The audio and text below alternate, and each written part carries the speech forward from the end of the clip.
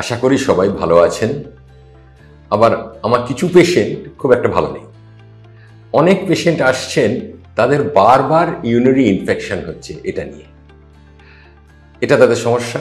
আবার অনেকে আসছেন প্রথমবার ইউরিন ইনফেকশন হয়েছে, কিন্তু তিনি শুনেছেন ইউরিন ইনফেকশন বারবার হচ্ছে অনেকের, সেটা নিয়ে তিনি যথেষ্ট ত্রস্ত। আজকে এটা নিয়ে আলোচনা করব।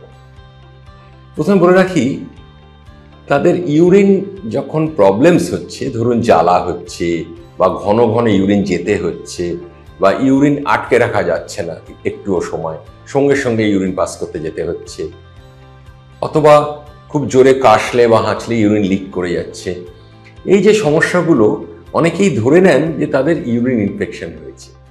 তা কিন্তু সবসময় নয়। তাই তারা মুড়িমুড়কির মতো যদি অ্যান্টিবায়োটিক্স খান, তাহলে কিন্তু সমাধান হবে না। কেউ হয়তো একবার ইনফেকশন হয়েছে, অ্যান্টিবায়োটিক খেয়েছেন, তারপর আবার ইনফেকশন, আবার অ্যান্টিবায়োটিক খেয়েছেন।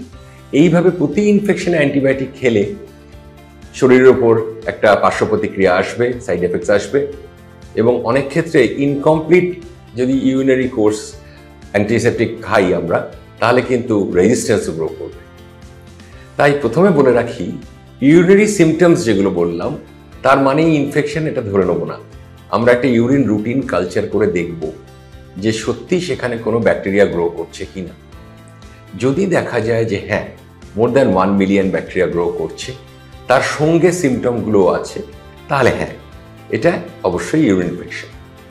প্রথম ইনফেকশনে আমরা অবশ্যই একটা কোর্স অফ অ্যান্টিবায়োটিক দেবো, ফুল কোর্স। অনেকে আবার হয়তো ডাক্তারবাবু দিয়েছেন 7 দিনের, তারা হয়তো 3 দিন খেয়ে দেখা গেল সিমটম আর নেই, ভালো আছি, তারা অ্যান্টিবায়োটিক বন্ধ করে দেবে। এটা কখনো করবেন না, কারণ ইনকমপ্লিট কোর্স করলে পরের বার যখন অ্যান্টিবায়োটিকটা ইউজ করা হবে, হতে পারে ওই জীবাণুটা তখন রেজিস্ট্যান্ট হয়ে গেছে, তার মানে অ্যান্টিবায়োটিকটা আর কাজ করবে না। এটা একটা বড় সমস্যা। তার সাথে মাথায় রাখতে হবে কাদের ইউরিন ইনফেকশন হওয়ার সম্ভাবনা বেশি। মেনলি দুটো শ্রেণীর পেশেন্টের। এক হচ্ছে যারা ডায়াবেটিক পেশেন্টস, তবে ভয় পাবেন না, ডায়াবেটিক পেশেন্ট মানেই ইউরিন ইনফেকশন তা কিন্তু নয়। বিশেষ করে হয় তখনই যখন ডায়াবেটিসটা আনকন্ট্রোল। তার মানে আপনাকে একটা নির্দিষ্ট প্রথা মেনে চলতে হবে খাওয়ার ব্যাপারে, ডায়াবেটিক ডায়েট, যে 1400 কিলোক্যালোরিজ ডায়েট, ওয়েটকে ঠিক জায়গায় রাখতে হবে, একটু হাঁটা বা ফিজিক্যাল অ্যাক্টিভিটি বা জিম এক্সারসাইজ করতে হবে, এবং তার সঙ্গে অবশ্যই ডায়াবেটিসের ওষুধ খেতে হবে। যদি ডায়াবেটিস কন্ট্রোলে থাকে, তাহলে কিন্তু এটা বলা ঠিক হবে না যে ইউরিনারি ইনফেকশন হওয়ার চান্স বেশি।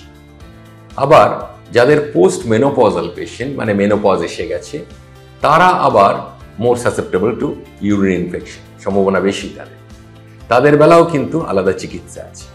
তাই যেটা বললাম, প্রথমেই একটা কালচার করে দেখে নেওয়া দরকার ইনফেকশন হয়েছে কিনা। এবার যদি দেখা যায় যে একবার হলো, আবার পরের মাসে হয়েছে, এরকম আমাদের কাছে পেশেন্ট আসছেন 4 মাসে 4 বার বা 4 মাসে 3 বার তাদের এরকম সিমটমস এসছে, তারা তাদের আইডিয়া মতো একটা হয়তো ডাক্তারবাবু দেখানো নি, একটা অ্যান্টিবায়োটিক কোর্স খেয়ে নিয়েছে। তা কিন্তু করলে চলবে না, একটা ইউরিন রুটিন কালচার করতে হবে। এখানে আরেকটা কথা খুব গুরুত্বপূর্ণ, যে অ্যান্টিবায়োটিক শুরু করে দিলে কিন্তু ইউরিন কালচার রিপোর্ট ঠিক মতো আসবে না, নো গ্রোথ এসে যাবে। তাই অ্যান্টিবায়োটিক শুরু করার আগে, ধরুন ইউরিনারি ইনফেকশন হয়েছে, ইউরিনারি সিমটমস রয়েছে, জ্বালা হচ্ছে, বারবার ইউরিন যাচ্ছি, একটা ওষুধ আমরা খেতে পারি এই ইউরিনারি অসুবিধাটা, ইউরিনারি জ্বালাটা কমাবার জন্য, কিন্তু কালচার টেস্ট না পাঠিয়ে কখনোই অ্যান্টিবায়োটিক খাওয়াটা ঠিক নয়। তার পাশাপাশি যদি দেখা যায় যে বারবার ইউরিন ইনফেকশন হচ্ছে, সত্যিই বারবার কালচার রিপোর্টে, রুটিন রিপোর্টে ইনফেকশন আসছে, তাহলে প্রথম যেটা বললাম, দেখতে হবে ডায়াবেটিক পেশেন্ট হলে তার ব্লাড সুগার কন্ট্রোলে আছে কিনা, কিংবা তার যদি রিসেন্টলি কোনো ব্লাড সুগার টেস্ট না হয়ে থাকে, তাহলে একটা ব্লাড সুগার টেস্ট করে দেখা যে সেটা নর্মাল লিমিটের বাইরে কিনা। সেকেন্ডলি, যদি দেখা যায় পোস্ট মেনোপজাল পেশেন্টস, তাদেরকে আমরা ইস্ট্রোজেন হরমোনাল ক্রিম ইউজ করব, যাতে তাদের ইউরিনারি ট্র্যাক্টটা হেলদি থাকে। কারণ সেই জায়গাটা এত ড্রাই হয়ে যায়, তার কারণ হচ্ছে যে ইস্ট্রোজেন হরমোনের অভাব, কারণ মেনোপজের পর নতুন করে ওভারি থেকে আর হরমোন তৈরি হয় না, এই জন্য তারা কিন্তু মোর সাসেপ্টেবল টু ইনফেকশন। তাহলে আমরা লোকাল ইস্ট্রোজেন ক্রিম ইউজ করব, যাতে তাদের ইউরিনারি ট্র্যাক্টের মিউকোসাটা হেলদি থাকে। তারপরে আসছে, এসব বাদ দিয়েও যদি দেখা যায় যে বারবার ইউরিন ইনফেকশন হচ্ছে, তখন অবশ্যই আমাকে একটা সোনোগ্রাফি করে দেখতে হবে যে টোটাল ইউরিন পাস করার পর তার পেটে কিছুটা ইউরিন ব্লাডারে রয়ে যাচ্ছে। কারোরই সম্পূর্ণ ইউরিনটা পাস হয় না, আমরা 20 সিসি অবধি ধরে নিই যে এটা নর্মাল রয়ে যেতে পারে, তাকে আমরা বলি রেসিডুয়াল ইউরিন। কিন্তু যদি 50 সিসির বেশি হয় তাহলে কিন্তু সাবধান হতে হবে, কারণ একটু বেশি মাত্রায় ইউরিন রয়ে যাচ্ছে ইউরিন পাস করার পরেও, সেটাকে আমরা বলবো যে রেসিডুয়াল ইউরিন বেশি রয়েছে, রিটেন রয়ে গেছে। তাহলে সেটা সমস্যাটা সলভ করতে হবে। সেটার জন্য হতে পারে যে ইউরিনারি ট্র্যাক্টে কোনো আউটফ্লো প্রবলেম রয়েছে তার, সেটা যিনি ইউরিনারি এক্সপার্ট তিনি দেখবেন। কিংবা গাইনোকোলজিক্যালি এমন হতে পারে যে তাদের জরায়ুটা একটু ঢিলে হয়ে নিচের দিকে নেমে এসছে, তার সঙ্গে ইউরিনারি ব্ল্যাডারটাও নেমে এসছে, আমরা বলি সিস্টোসি। তাহলে সেটার একটা ব্যায়াম আছে, সেটা একটা ট্রিটমেন্ট আছে। এরপরে সেকেন্ডলি আমরা আজকাল খুব ভালো ফল পাচ্ছি ক্র্যানবেরি এক্সট্র্যাক্ট যদি আমরা লং টার্ম খাই, 1 মাস খেতে পারি, 3 মাস খেতে পারি, তাহলে কিন্তু দেখা যাচ্ছে যে ইউরিনারি ইনফেকশন কোপটা কম হচ্ছে। হয় ক্র্যানবেরি এই জীবাণুগুলোর উপরে কোনো এফেক্ট ফেলছেন, অথবা এমনও হতে পারে অ্যান্টিবায়োটিকটাকে আরও কার্যশালী, আরও কার্যকরী করে দিচ্ছেন এই ক্র্যানবেরি এক্সট্র্যাক্ট। তো ক্র্যানবেরি এক্সট্র্যাক্ট ক্যাপসুল আকারে পাওয়া যায়, ড্রায়েড ক্র্যানবেরি ফল পাওয়া যায়।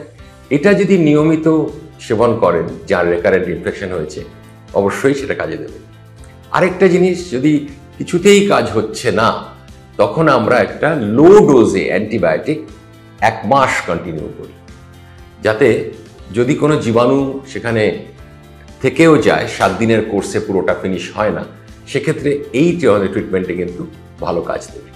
অর্থাৎ ভয় পাবার কিছু নেই। যাদের একবার ইনফেকশন হয়েছে তাদের ফুল অ্যান্টিবায়োটিক কোর্স, যাতে আর সেকেন্ড টাইম ইনফেকশন হবার চান্স কম থাকে।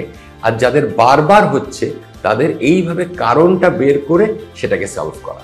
আমার মনে হয় যে এতে কিন্তু আমরা যথেষ্ট সুফল পাবো।